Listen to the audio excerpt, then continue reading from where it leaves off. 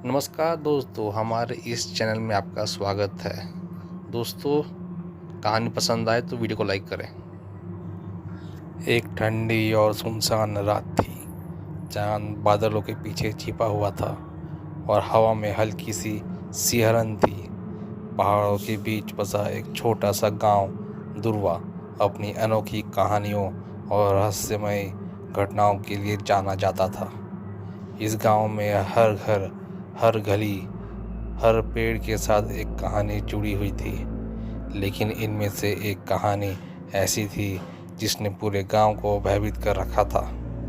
गांव के सबसे पुराने घर, शाही हवेली को कोई भी भुला नहीं सकता। हवेली की खिड़कियां टूटी हुई थी और इसके चारों ओर जंगली झाड़ियों ने कब्जा कर लिया था।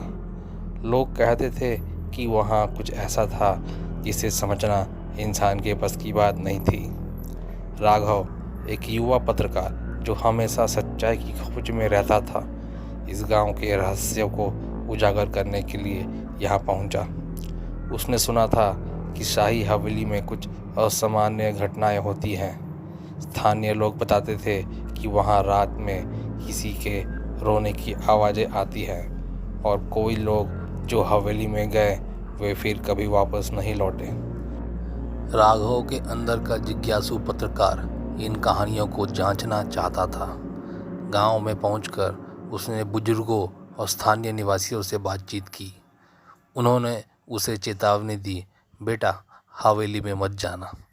जो जगह शापित है वहां जो भी गया उसने अपनी जान गंवाई। लेकिन राघव ने ठान लिया था कि वह सच्चाई का पर्दाफाश करके रहेगा। राघव ने एक सर्द रात को अपनी टॉर्च और कैमरा लेकर शाही हवेली में कदम रखा। हवेली के अंदर घुसते ही उसे एक अजीब सी गंध महसूस हुई। दीवारों पर पुराने समय की पेंटिंग्स थी जो अब धूल और जाले से ढकी हुई थी। हवेली का हर कोना डरावना और खामोशी से भरा हुआ था। जब वह हवेली के अंदरूनी हिस्से में गया तो उसे किसी के चलने की आवाज़ सुनाई दी। आवाज़ धीमी थी लेकिन काफ़ी डरावनी।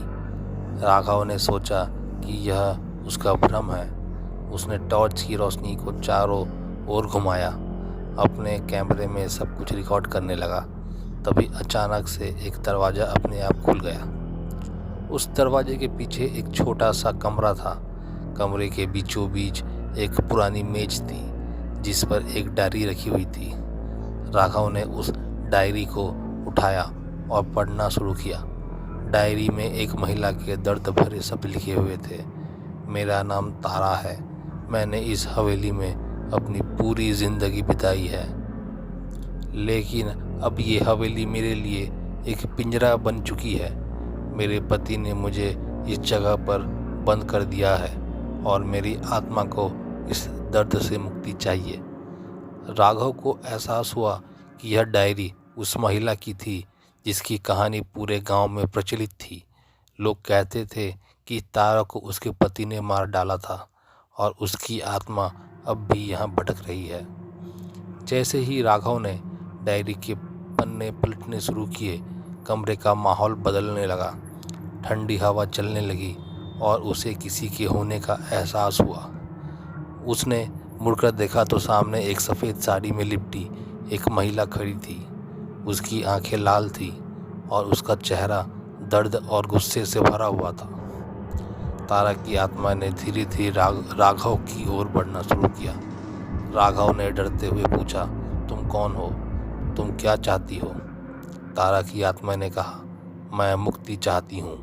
इस हवेली ने मेरी ज़िंदगी बर्बाद कर दी। अब मैं हर उस इंसान को सजा देती हूँ जो इस जगह पर कदम रखता है। लेकिन तुम अलग हो। तुमने मेरी कहानी सुनी, अब तुम मेरी मदद करोगे। तारा की आत्मा ने राघव को बताया कि उसके पति ने हवेली के तहखाने में उसकी हत्या की थी और उसका शव वहीं दफना दिया था। तारा चाहती थी कि उसका शव निकाला जाए और उसे एक उचित अंतिम संस्कार दिया जाए ताकि उसकी आत्मा को शांति मिल सके। राघव ने साहस दिखाते हुए हवेली के तहखाने में जाने का फैसला किया। तहखाना अंधेरे और जालों से भरा हुआ था। वहां पहुंचकर उसे तारा का शव मिला। वह समझ गया कि इस आत्मा को शांति तभी मिलेगी जब उसका अंतिम संस्कार होगा। राघव ने गांव के लोगों को यह सारा सच बताया। पहले तो वो डर गए थे, लेकिन राघव के विश्वास और तारा की दर्द भरी कहानी ने उन्हें भी सहानुभूति से भर दिया। पूरे गांव ने मिलकर तारा को अंतिम संस्कार दिया। जैसे ही उसका शव जलाया गया, हवेली से अजीब सी आवाज़ें आनी बंद हो गई। तारा की आत्मा राघव के सामने प्रकट हुई और बोली, तुमने मुझे मुक्ति दिलाई, तुम्हारा धन्यवाद। अब मैं शांति से जा सकती हूँ। यह कहते ही तारा की आत्मा गायब हो गई। राघव ने इस पूरी घटना को अपने कैमरे में रिकॉर्ड किया और इस कहानी को पूरी दुनिया के सामने लाया। लेकिन उसने यह भी सुनिश्चित किया कि शाही हवेली को संरक्षित किया जाए ताकि तारा की दर्द भरी कहानी कभी भूल ना जाए। ध्रुवा गांव अब एक नई शुरुआत की ओर बढ़ रहा था, लेकिन राघव को हमेशा याद रहेगा कि उसने उस रात सच्चाई का सामना किया और एक आत्मा को शांति दिलाई। असली डर इंसान के अंदर होता है। अगर आप सच का सामना कर सकते हैं तो आप किसी से भी डर से जीत सकते हैं।